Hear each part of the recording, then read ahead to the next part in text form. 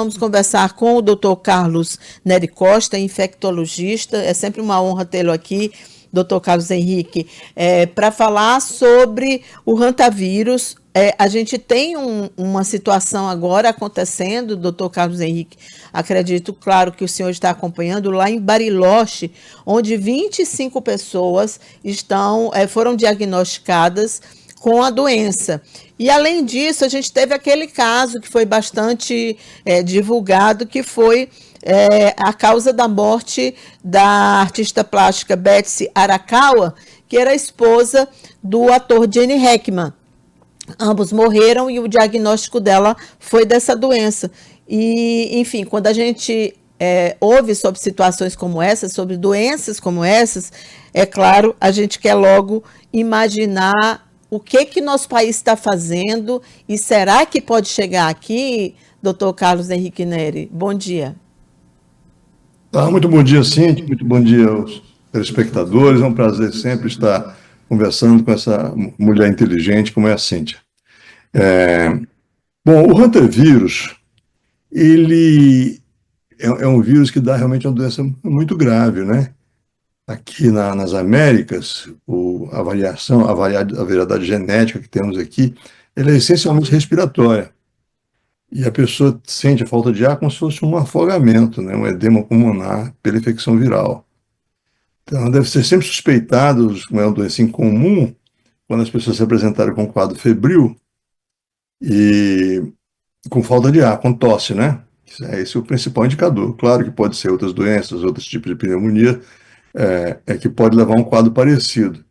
Mas tem que pensar rapidamente em hantavírus, porque o tratamento é muito delicado, né? Os médicos têm que ter muito cuidado em tratar a quantidade de líquido que vai dar, tem que ser relativamente restrita, mas ao mesmo tempo tem que cuidar, porque o paciente pode entrar em desidratação. Então, tem uma relativa complexidade e uma alta letalidade, né? Cerca de metade dos pacientes diagnosticados, mesmo com tratamento, com o melhor tratamento possível, eles ainda assim vão a óbito. Então, mas felizmente, Cíntia, não é uma doença que se espalha de pessoa a pessoa. Então, não tem um potencial epidêmico, como a gente viu com a Covid e com outras doenças, né? Ela necessita de um reservatório, que a gente chama, que é um animal que é capaz de se infectar e então transmitir para os humanos. Isso geralmente ocorre quando as pessoas entram em um ambiente que estava fechado há muito tempo e lá proliferam roedores, né?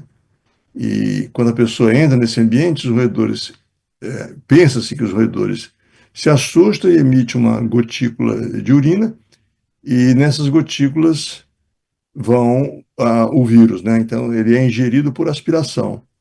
E eu não sei exatamente os detalhes do que aconteceu em Bariloche, mas realmente o norte da Argentina, do Chile e o sul da Bolívia são afetados com mais frequência do que o Brasil, né? E assim como também é comum na região desértica lá dos Estados Unidos, onde faleceu, onde estava restrito o ator Gene Hackman e a sua esposa, também ele ocorre. Inclusive teve uma epidemia nos anos 90, muito conhecida, associada na época ao fenômeno El Niño, que levou a um crescimento da população de roedores, e aí houve um surto do hantavírus, cujo nome é chamado Sin Nombre, e levou ao surto e aí o reconhecimento de que a doença estava espalhada.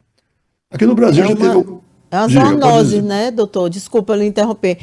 Como o senhor está explicando aí, ele é uma zoonose. Só para informar sobre essa história de Bariloche, eu acompanhei ontem a informação de que lá houve uma morte já, e não é a primeira vez, o senhor está correto. Em 2019, lá já teve também vários casos, várias mortes, né, porque o senhor já explicou também que é uma doença bem letal. E aí eu fiquei curiosa, assim, porque Bariloche, na Argentina, é um destino turístico muito procurado pelos brasileiros, e a gente está se aproximando da chamada alta estação de neve, que vai ser agora em junho. Daí, né, as autoridades estarem bastante preocupadas e confinaram essas 25 pessoas no hospital lá em Bariloche após essa morte. Foi essa a situação. Precisa saber exatamente como foi a exposição dessas pessoas ao vírus. Deve ter entrado em algum ambiente que estava isolado por alguma razão e aí foi onde adquiriram. Isso não deve ter sido contato pessoa a pessoa, uma pessoa pegou a infecção, passou para outras, etc. Mas provavelmente foi uma exposição de uma vez só. Talvez um ambiente com aerosóis de urina de camundongos, de ratos, de roedores, digamos assim, porque não é, na verdade, camundongo ou rato, é um roedorzinho específico. Interessante, Cíntia, que cada tipo de vírus tem o seu roedorzinho específico, sua espécie de roedor específico, fazendo com que a doença seja mais circunscrita naquela região. Há uma luta permanente da Argentina em proteger as pessoas que são, por exemplo, agricultores, que entram em paióis de alimento, né, de grãos, e podem eventualmente se expor ao vírus. Aqui no Brasil é muito mais esporádico, mas vale a pena lembrar um grande surto que teve no início do milênio, em Uberlândia, e outro surto em Brasília. Esses são mais notórios, teve outros surtos pequenos. Em Brasília, ali na região do Lago Norte, e houve algumas mortes por causa de rantavírus. Aqui no Nordeste, Norte e Nordeste, é muito pouco notificado. Mas tem um estudo feito por um amigo nosso, aqui no Vale do Mearim, que identificou anticorpos para rantavírus em uma proporção substancial da população residente lá. Mas isso não se manifestou, não se verificou até agora a manifestação clínica. As pessoas não estão associando o que nós chamamos médicos síndromes respiratórias, né, de insuficiência respiratória, com o vírus. Aí não estamos investigando ou se de fato não tem o vírus por aqui. Mas realmente a sua preocupação com Bariloche é importante a educação em saúde para as pessoas saberem que não devem se expor a circunstâncias como essa, né, que eventualmente podem levar à morte, como entrar em ambientes que estavam fechados há muito tempo. É preciso aerar, dar espaço, eventualmente usar máscaras para entrar num ambiente desse, né, antes de se expuserem ao vírus, que, como você viu, é bastante letal. A ver, né, doutor, pelos lugares aí que o senhor mencionou, por exemplo, teve em Brasília, no Distrito Federal, que é o lugar do Brasil que tem o maior índice de desenvolvimento humano, ou seja, é o lugar mais rico. A maior renda per capita do Brasil está localizada no Distrito Federal, mais do que São Paulo, mais do que no Rio de Janeiro. E a gente está vendo que não tem uma associação direta com lugares com pobreza. Mas sim com o que exatamente?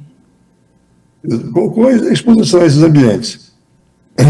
Pessoas, às vezes, até populações ricas. Uberlândia, por exemplo, é uma cidade também Sim. rica. Inclusive, foi uma das primeiras cidades, talvez a primeira cidade do Brasil a ter saneamento básico 100% da cidade, mostrando que, relativamente ao Brasil, e principalmente ao Piauí, que nós temos um problema crônico de deficiência de saneamento básico, Uberlândia, com todas essas características, e Brasília também, ainda assim teve o surto. Porque é um surto muito associado à doença profissional, né? De entrar em paióis onde tem camundongos ocultos lá dentro. O camundongo não sente nada, ele não morre pela infecção. São as outras pessoas, outros animais que se expõem ao vírus por via aérea que podem desenvolver a doença. E aí o sintoma é isso, Cíntia, febre alta no início, com dor no corpo, e depois começam os sintomas de tosse, uma tosse seca, e depois a falta de ar. E aí tem que notificar o médico ao suspeitar disso, deve notificar aos órgãos de saúde para iniciar a investigação do diagnóstico, porque se você não disser o que você está procurando, né, procurar o vírus através de testes específicos, né, a gente não tem diagnóstico, não notifica e fica como se não estivesse, não fosse. Caracterizei talvez como Covid agora, ou pneumonia, ou outras doenças que podem levar a um quadro parecido. Então, é importante também que os profissionais de saúde estejam atentos para esse diagnóstico, para que as autoridades sanitárias façam campanha de educação em saúde, prevenindo essa infecção que é por exposição ao ambiente contaminado. Muito bem, sempre importante essa atenção no diagnóstico também, esse cuidado, né? Cada vez que você tem situações que envolvem mais de um caso de uma doença que não é tão comum, que os países tomem providências, né, doutor? A gente ainda tem o trauma da Covid-19, que é uma doença totalmente diferente, claro, mas que se espalhou pelo mundo de uma forma muito rápida, como outras também estão se espalhando. Acho que o cuidado realmente é sempre esse de, enfim, né, em áreas que tenham essa possibilidade de haver mais roedores e que haja um contato, que, como o senhor mencionou, exista esse processo educativo que ele ajuda bastante, né? Perfeito. É isso mesmo. Em relação à Covid, tem alguma similaridade, que os dois costumam matar por falta de ar, né?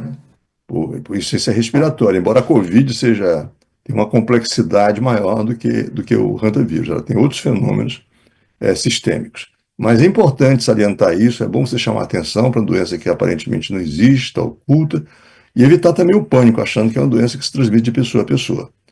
Mas é preciso saber disso, é preciso alertar, novamente, precisa alertar o profissional de saúde.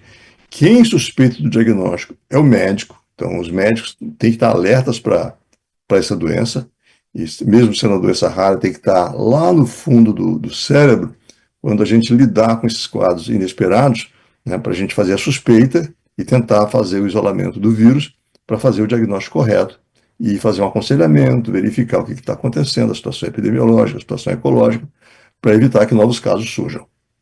Certo, doutor Carlos Henrique, muito obrigada pela entrevista. Um bom dia, bom trabalho para o senhor. É um prazer estar sempre com você. Um bom dia a todos, tenham um ótimo dia, pessoal.